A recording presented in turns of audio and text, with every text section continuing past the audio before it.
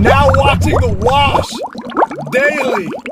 Today news, Congress could vote by next week on legislation legalizing cannabis nationwide. The states that have legal cannabis have really been fighting hard to protect their states from federal laws that are being violated if they have legal cannabis.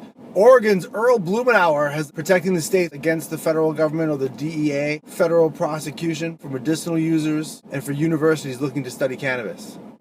Federally, cannabis is being taxed in states that have legal cannabis, so it's wildly hypocritical. Veterans are not able to use cannabis, nor are people in the military, even though many of those military personnel live in states that have legal cannabis. Because we're in such bad shape because of the COVID-19 situation, we certainly need something to boost our economy, and cannabis might be just a thing. So it looks like a lot of the folks in Congress are listening to their constituents and are going to be voting away federal prohibition of cannabis. Also in news, Majority Leader Mitch McConnell says that we've had a rough year for hemp.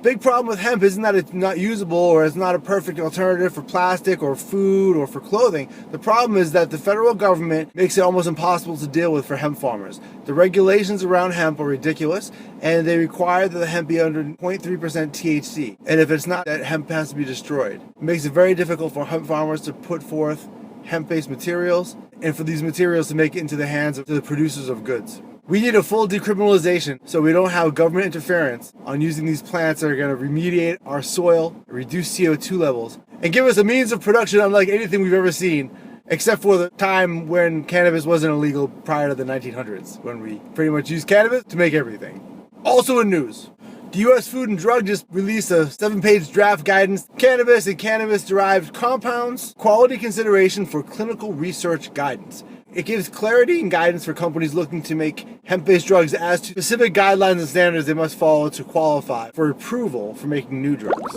Thanks for watching The Wash Daily.